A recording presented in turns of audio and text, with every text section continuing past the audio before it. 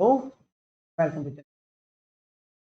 We are here to discuss a very important topic from your prelims as well as mains. That is surrogacy in India. Ma'am will be dealing with the science and technology portion of that. I will give the legal provisions regarding that. The Surrogacy Regulation Act 2021 and why this is new. This is in news right now. We'll discuss those things. Ma'am will lead further. Okay, so let us start with the simple definition of a surrogacy. What actually the surrogacy is. So it is the process in which a woman will give birth to a baby on behalf of other parents who are facing problem with conceiving the baby. Baby के conception में अगर problem आ रही है at the time कोई एक third person women जो है जिसको हम सैरोगेट वुमेन बोलते हैं वो बेबी को बर्थ देगी।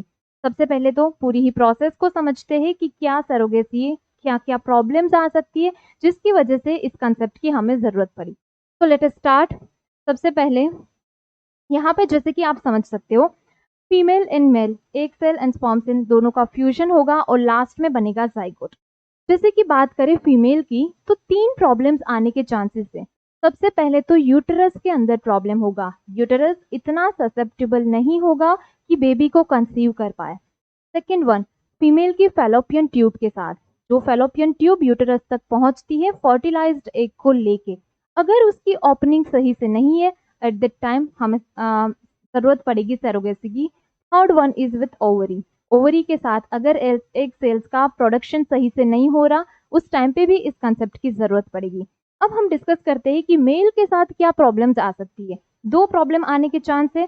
फर्स्ट वन इज स्पर्म के प्रोडक्शन के साथ, सेकेंड वन जो है वो क्वालिटी के साथ। अगर सही क्वालिटी नहीं है एंड प्रोडक्शन सही से नहीं हो रहा है उस टाइम पे क्या होता है, फीमेल एंड मेल दोनों में से कोई प्रॉब्लम है दैट मीन्स यहाँ पे जो फीमेल एंड मेल है दोनों बेबी कंसीव नहीं कर पाएंगे।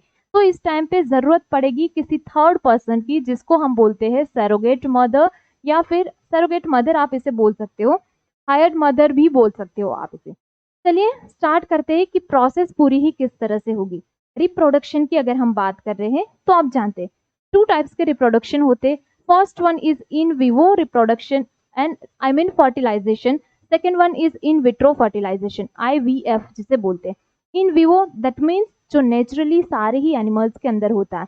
फर्टिलाइजेशन की जो प्रोसेस है वो नॉर्मली हमारी बॉडी के अंदर अगर हो रही है दैट मीन्स उसे हम क्या बोलेंगे, in vivo fertilisation.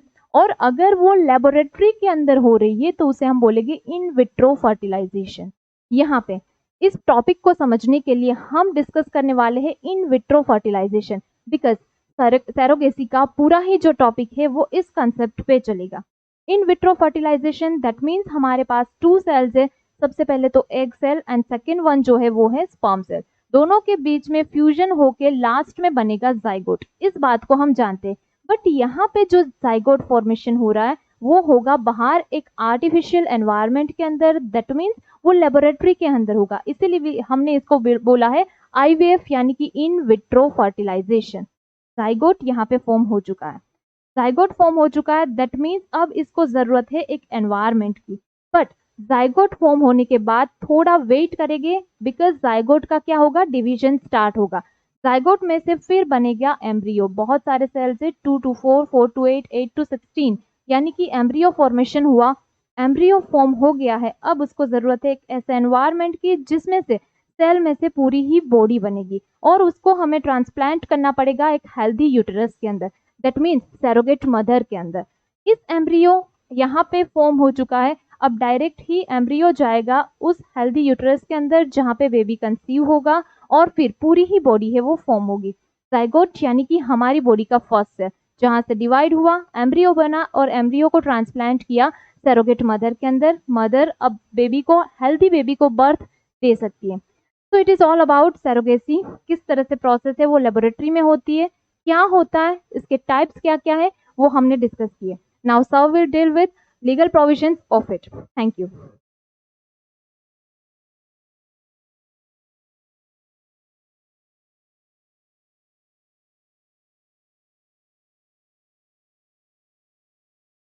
I'm sure that you understood the topic of surrogacy very well. What happened recently that Supreme Court of India received a petition regarding question of surrogacy. एक single father थे, उन्होंने approach किया supreme court को कि उनको surrogacy क्यों permit नहीं की गई है. Year was 2021. India surrogacy, commercial surrogacy का सेंटर बन चुका था. ज्यादातर इंडियन वीमेन्स अडॉप्ट की जाती थी, एक्चुअली हायर की जाती थी फॉर दिस सरोगेसी, एंड उनको पेमेंट दिया जाता था. बट इसमें बहुत सारे चैलेंजेस इन्वॉल्व थे. फॉर एग्जाम्पल, एक केस हुआ जहां जापान के एक कपल ने सरोगेसी करवाई, बट कपल के बीच फाइट की वजह से वो वापस जापान चले गए और सरोगेट मदर अपने पेट में उनका बेबी कैरी करते हुए इंडिया में रह गई और बाद में उन्होंने उस बेबी को एक्सेप्ट करने से मना कर दिया. ऐसे बहुत सारे क्वेश्चंस खड़े हुए हैं रिसेंट टाइम में. इसलिए इंडियन पार्लियामेंट ने एक बहुत ही पॉजिटिव स्टेप लेते हुए सरोगेसी को रेगुलेट किया और लेके आए सरोगेसी रेगुलेशन एक्ट 2021. इस एक्ट के अकॉर्डिंग सबसे पहले कॉमर्शियल सरोगेसी को बैन कर दिया गया कि there will be no commercial surrogacy at all. मतलब मॉनेटरी बेनिफिट के लिए किसी भी प्रकार की कोई सरोगेसी नहीं कराई जा सकती. खाली इंटरेस्ट केसेस में ही सरोगेसी पॉसिबल है, मतलब कि जो किसी के भले के लिए हो, ना कि मॉनेटरी बेनिफिट के लिए. सेकंड, इसमें यह कहा गया कि अगर आपको सरोगेसी कराना है, मतलब एक वीमेन को हायर करना है टू गिव द बर्थ, तो उसके साथ आपका ब्लड रिलेशन कंपलसरी है. मतलब आप आउटसाइड से किसी वीमेन को हायर नहीं कर सकते, आपका ब्लड रिलेशन वहां कंपलसरी है. लाइक भाभी हो या फिर सिस्टर है, ये आपके बेबी को कैरी कर सकते हैं, ना कि कोई outside women for monetary benefit. Third point, इस रेगुलेशन में जो एक्ट एक्चुअली ऐड किया गया है वो ये था कि हाउ सरोगेसी में कौन कौन आएगा, बेनिफिशियरी कौन कौन हो सकते हैं. फर्स्ट था विडो एंड डाइवोर्सी वीमेन. अगर विडो है और डाइवोर्सी है और इनकी एज 35 टू 45 के बीच आती है, ऐसी वीमेन अगर चाहें कि हमें सरोगेसी करवाना है तो वो इसके लिए ऑप्ट कर सकती हैं. They are legally valid. Third, married couple. But यहां तीनों केसेस में एक कंडीशन इन्वॉल्व है कि आप मेडिकली अनफिट हो, वो आपको शो करना पड़ेगा, प्रूफ करना पड़ेगा कि आप बेबी को कैरी करने के लिए फिट नहीं है, तो ये आप सरोगेसी करवा सकते हैं. थर्ड, यहां पे कंसर्न जो सबसे बड़ा एसोसिएट था वो ये था कि सर यहां पे मैन अगर डाइवोर्सी है या विडो है तो उनके लिए पॉसिबल नहीं है, ये दे कैन नॉट. इसीलिए सुप्रीम कोर्ट में इस बार केस हुआ. एक मैन ने अप्रोच किया कि whether I want to be a father और not, that should be my choice, protected under article 21 of Indian constitution, that is right to privacy and right to choice. इसीलिए supreme court में petition file की गई. ये बहुत short में बताया मैंने कि सरोगेसी रेगुलेशन एक्ट 2021 क्या था. यहां पे जो पॉइंट नोट करने जैसे हैं, जो आपके प्रीलिम्स में पूछे जा सकते हैं, वहां सबसे पहला है कि किसे लीगल स्टेटस मिला हुआ है. The very first, widow, divorcee with the age group of 35 to 45, a married couple having medically unfit proof. ठीक है. बट द प्रॉब्लम इज कि सबसे बड़ी बात यहां पे पैट्रियार्कल माइंडसेट दिख रहा है हमारे लॉ मेकर्स का. हम कंसर्न्स देख रहे हैं कि इस एक्ट के साथ क्या क्या कंसर्न्स एसोसिएटेड है. हमने एक फीमेल के काम की value historical point of view से कभी नहीं की है, और सरोगेसी जहां एक फीमेल के पास एक टाइम था, एक पावर थी to earn some money, to get economical benefit, हमने उसे फिर से डिनाई कर दिया है by banning economic surrogacy, sorry commercial surrogacy. इसलिए सबसे पहली प्रॉब्लम है पैट्रियार्कल माइंडसेट. सेकंड प्रॉब्लम, हमने वीमेन के अर्न करने के सोर्सेस पे, क्योंकि वीमेन के पास भी राइट टू वर्क है सर, और being mother should be her choice, not the law. अगर कोई वीमेन कैपेबल है, वो बेबी को बर्थ दे सकती है और उससे अगर वो कोई इकोनॉमिक बेनिफिट ले सकती है, तो why you are denying to them, right? And third, inequality है सर ये, कि आप कुछ सेक्शन ऑफ सोसाइटी को सरोगेसी की परमिशन दे रहे हो and on the other hand आप दूसरे सेक्शन ऑफ सोसाइटी से वही परमिशन छीन रहे हो। ये कुछ पॉइंट्स हैं जो कि आप इस एक्ट के अगेंस्ट लिख सकते हैं, कंसर्न्स लिख सकते हैं। There are some points in support also. The very first, हमने यहां पे कॉमर्शियलाइजेशन बंद करवा दिया कि कॉमर्शियलाइजेशन नहीं होगा। सेकेंड, हमने प्रोटेक्शन दिया है इंडियन वीमेन्स को जो कि सरोगेसी के लिए जाते थे, ऑप्ट करते थे, बट उनके साथ फिर उसके बाद एक दुर्व्यवहार होता था। देखिए काफी बार कैसा होता है, मान लीजिए एक्ट में कहा गया कि आपके ब्लड रिलेशन में होना चाहिए।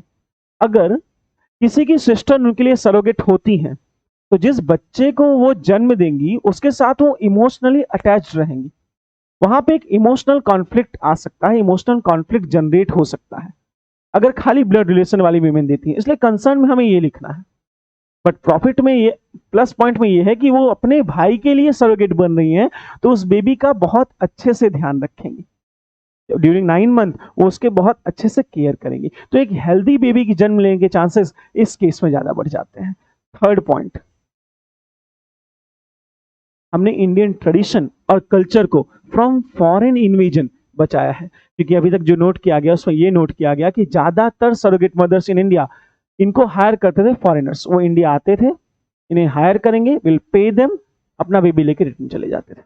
उसके बाद ये जो वीमेन इमोशनल ट्रॉमा से गुजरती थी वो बहुत हार्ड था। बट अगर कोई रिलेटिव है तो अगर कभी आप इमोशनली इस बच्चे से मिलना चाहें तो आप इजिली उन्हें मिल सकते हैं। ये प्रोज एंड कॉन्स हैं सर।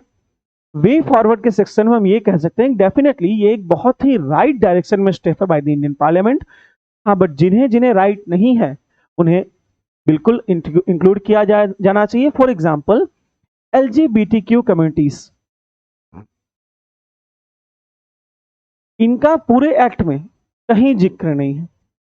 या फिर अनमैरिड सेम सेक्स, या sorry married same sex person, या अनमैरिड पर्सन जो कि नहीं प्रोड्यूस कर सकते बेबी को, वो फिजिकली इसलिए एबल नहीं है, तो इनका भी यहां कहीं भी बात नहीं है। जिनको हम गेस कहते हैं, गे या लेस्बियन, उनकी बात भी इस एक्ट में कहीं भी नहीं की गई है। इस इंपॉर्टेंट सेक्शन ऑफ सोसाइटी को हमने इस पूरे एक्ट में कहीं भी कवर नहीं किया हुआ है। तो ये पॉसिबल है तो इस चीजों को ऐड करना जरूरी है। Thank you very much for this video.